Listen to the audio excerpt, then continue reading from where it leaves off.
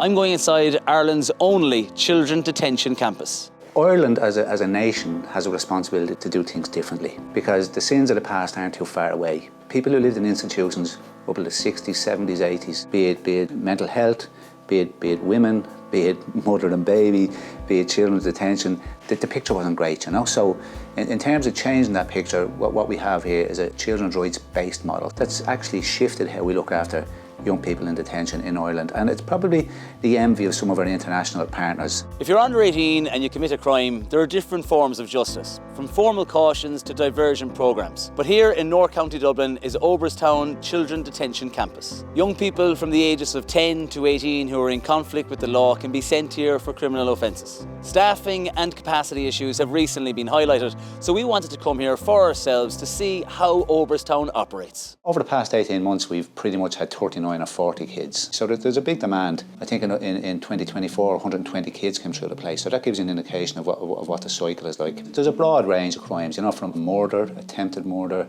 rape, manslaughter, down to cumulative offences around car theft, robbery, etc. What we've seen in recent years is a bit of a spike in the young people accused of sexually harmful behaviour and those assaults and offences at the higher end resulting in the death of people. They can present significant challenges because we're always very mindful of our victims. But for a young person of 14 or 15 years to be handed down a 10-year or 12-year sentence, that takes an awful lot of minding from a young person's perspective because you have to help them cope with that, you have to help them get through the couple of years here and then create that transition piece to prison.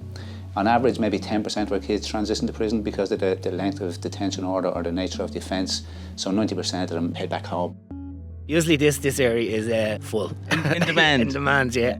The recreation and training programmes runs every evening on the campus. We run 64 classes every evening. We give them a choice of those classes that they want to do. It's not like you have to do this class. 3 years ago, we made an application for funding to buy a coffee trailer and put a programme into place for young people to work on that trailer, to give them a real world experience rather than just doing a barista course, say, down in the school. So currently we have 2 young people that work for it on a 3-month basis.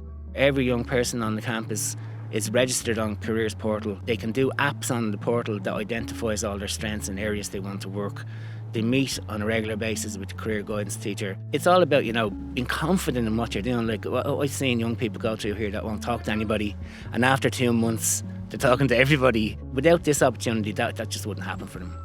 Regardless of your offence, you'll be treated the same as other young people here. Every young person has an individual placement plan, individual education plan, individual needs plan, and there's a suite of programmes that apply then for that young person. So you were tested against your milestones in a placement planning process that takes place maybe every 6 weeks to make sure the young people are hitting their goals. The kids live in residential units with a maximum of 8 young people in any unit.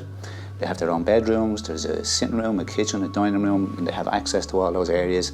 And there are a number of multi-purpose rooms for, you know, PlayStation or snook or pool or whatever it might be, or facilitating a session with a key worker. And because we work so closely with young people, we do get to know them intimately. We know what affects them, we know what bothers them, we can see changes in mood, changes in behaviour, and we have support plans in place. How do we intervene at an early point so it doesn't escalate into something else? I went to Oberstown when I was 15 and I was there for 9 months. I didn't really know what to expect. I was just shocked. I was mostly worried about my nanny because she was actually there in the court that day and it was very hard to see her crying and all. And I started crying myself, to be honest, because it was very upsetting. I was just walking into a big black room and I didn't know what was happening. It was just scary. A few of my friends were in there with me at the time, so it was Rory, I was with them. Not being able to go on my phone, text my mates, text my girlfriend, and then not being able to smoke as well. Not having a phone in there actually kind of helped. Because like nowadays you can't even have a conversation with someone without someone checking their phone or texting on their phone while they're in the middle of a conversation with you. We're in the old Trinity Health School horticultural area, which we're trying to rewild purposely for the development of the beehives that we have. So later on this year we'll develop them. When the bees are a little less more active, we'll involve the lads in it. It can be very challenging at times. I suppose one of the lows would be that when somebody leaves here and in 6 months' time they're back again. Like that can be challenging. We're here now in the actual garden itself, where the young people come and work on a daily basis. The kids that come out here, it's like a little bit of escapism from normality down around the units and stuff. And to that end, they wanted to call the garden a place to grow. This is like the quietest area on the whole campus. And that's why the young people picked this particular corner here as a memorial garden where they can come and say some prayers for people that they've lost in the past.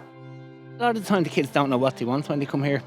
And that's why our Career Guidance Steps Plus platform identifies different skill sets. Someone that wants to be a gardener, or somebody that wants to be a carpenter, or someone that wants to be a mechanic.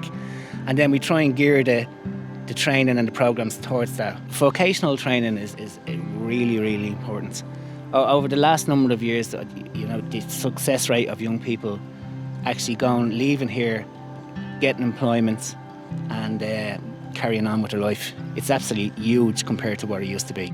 The brains of our young people, our young males, tend not to mature until their mid-20s or late 20s. That's when the messaging of Oberstown comes back strongly. And yes, unfortunately, some of our young people will go on to spend time in prison, but the lessons that they've learned here, the qualifications that they've gained here, will be with them forever. We have to ensure that when they leave here, the lessons that they learned, they have an opportunity to use them when they leave.